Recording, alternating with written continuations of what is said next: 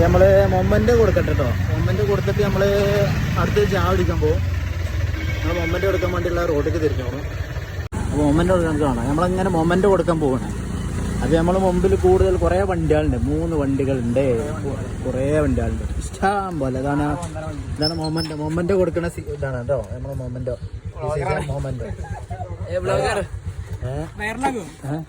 Fully നമ്മൾ വൈറലാക്കും. ഇതാണ് നമ്മളെ നേതാവാണ് നമ്മളെ മൊമെൻ്റ് കൊടുക്കുന്നത്.